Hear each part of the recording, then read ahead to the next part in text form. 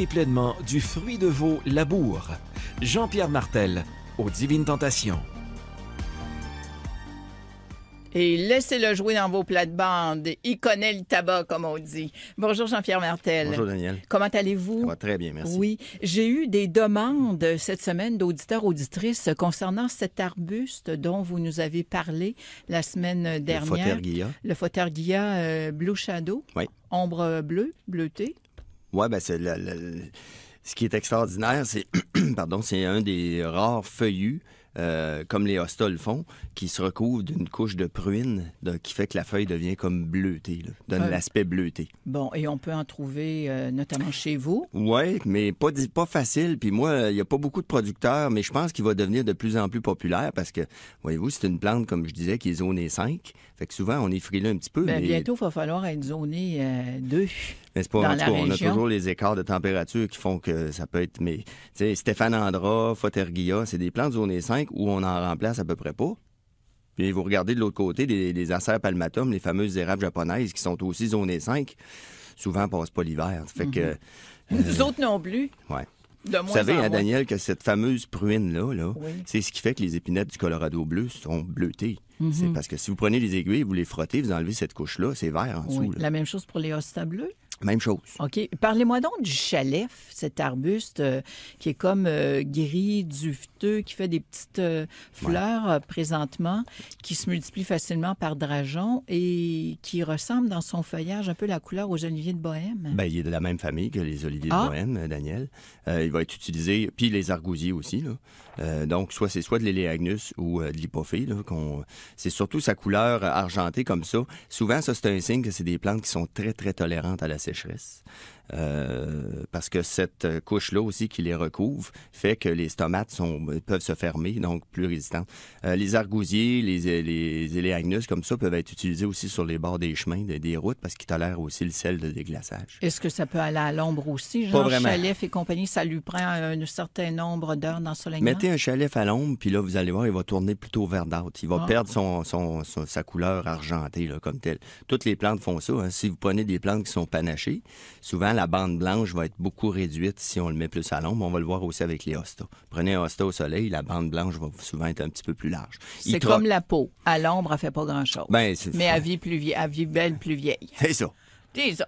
Bon, Gilles, là, qu'est-ce qu'on fait là, si nos plantes ont gelé cette nuit? Puis je dirais que là, ce qu'on a eu la nuit dernière, c'est pas mal localisé.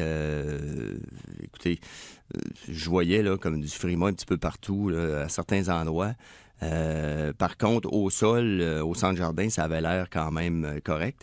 Donc, ce qui peut arriver, qu'est-ce qu'on fait, Daniel, si, par exemple, on se lève ce matin puis on voit que la plante, là, la turgescence n'est plus là, est complètement affaissée, c'est vraiment un signe de gel.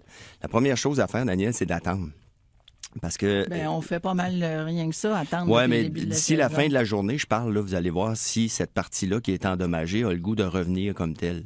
Parce que des fois, il y a des symptômes, ça peut être des symptômes de froid versus des symptômes de dommage de gel. Là. Fait qu'attendez un petit peu, et après ça, la seule chose qu'on peut faire, c'est de tailler les parties qui ont été affectées. Principalement pour les plantes herbacées, là, un petit peu plus tendres, là, c'est certain que les jeunes légumes, les jeunes vivaces, ces choses-là qui sortent des serres, c'est plus problématique parce que ça peut avoir affecté jusqu'au niveau racinaire. Par contre, les arbustes que vous avez, ces choses-là, au pire qui peut arriver, Daniel, c'est que les feuilles vont noircir un petit peu. J'ai déjà vu des arbustes gelés au complet, Daniel.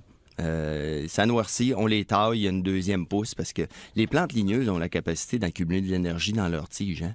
Fait qu'il y a tout le temps une réserve là, ce qu'on appelle les fameux bourgeons adventifs pour en cas qu'il arrive quoi que ce soit. Là. Bon, les insectes, on a commencé à voir apparaître ça, l'enrouleuse, ça serait bien, l'enjoleuse de l'hydrangée. Je sais pas s'il y a encore des gens qui ont des lys, les fameux cryocères du lys. On en a eu là cette semaine des gens qui ont commencé à arriver avec justement des spécimens du cryocère du lys. On en a souvent parlé, pas facile à s'en débarrasser, hein, Daniel. La roténone, c'est souvent l'insecticide en poudre qui va fonctionner le mieux. Mais même à ça, on est rendu à l'étape où souvent on va éliminer les lys. Carrément. Puis c'est certain, j'avais une cliente cette semaine qui me disait « J'en ai en avant, j'en ai pas en arrière. » J'ai dit « Vous allez en avoir en arrière. » C'est certain. J'ai des clients qui étaient sur des balcons au 7e étage où justement on utilisait les lys comme potées fleuries. Puis les cryocères les ont trouvés, ça fait que... Puis c'est un couple fusionnel, hein? Cryocères d'Ulysse sont toujours un par-dessus l'autre, puis ça défecte par en avant, puis on va être donc. C'est assez vorace. Donc, là, ce qu'on voit, c'est l'enrouleuse de l'hydrangée, les cryocères sont arrivés. Les chenilles. Toutes les chenilles. Là. Il y a beaucoup de chenilles, puis je reviens toujours, le meilleur insecticide contre les insectes à corps mou, comme les chenilles, c'est le BTK, le Bacillus. Qu'on vaporise, là, on mélange à l'eau, puis on vaporise. C'est une bactérie, Daniel, qui fait que aussitôt que l'insecte ingère cette bactérie-là qui est sur la feuille, parce qu'on l'a vaporisée là, ça va l'arrêter de se nourrir. C'est certain, parce que souvent, on veut, hein, on a l'éducation, la tendance que si on vaporise un produit, on va voir la chenille tomber à terre, puis se tortiller de douleur, etc. Bon, c'est ça aussi, suivre la posologie. Ça prend 72 heures à agir. Mais dites-vous tout de suite qu'aussitôt qu'elle l'ingère, après 3-4 heures, elle arrête de se nourrir, puis après ça, elle va mourir tranquillement. Bon. J'ai fait une chose cette semaine que je n'avais pas faite depuis des années. J'ai arraché mes plants de lavande. Bien, vous n'êtes pas la seule. C'était déprimant. Oui, vous n'êtes pas la seule, Daniel. Les lavandes ont souffert beaucoup de l'hiver là, dans les vivaces. Le secret, c'est de les brasser. Si vous ne voyez pas de pouce, taillez-la. C'est certain qu'il faut attendre encore. On n'a pas eu énormément de chaleur. Hein. C'est des plantes qui aiment la chaleur.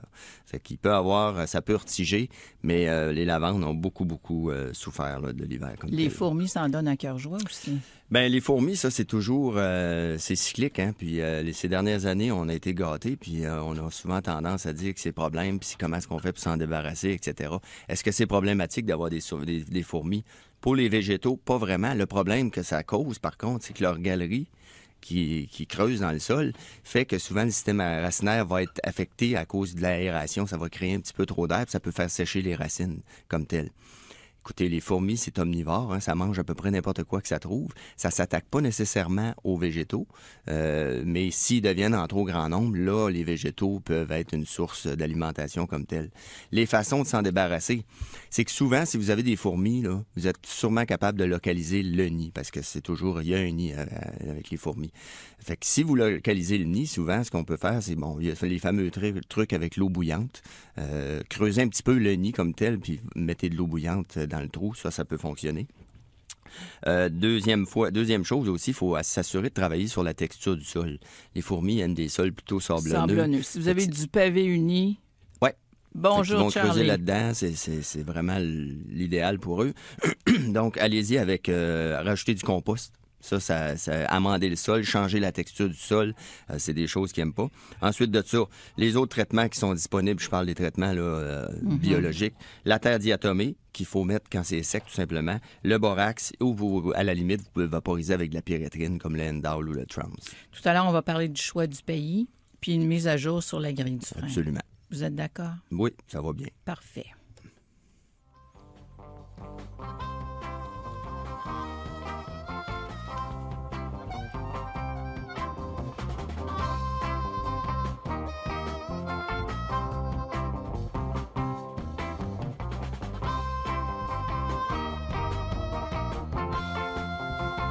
Avant de céder notre micro à notre collègue Jérôme Bergeron pour les informations, peut-être quelques suggestions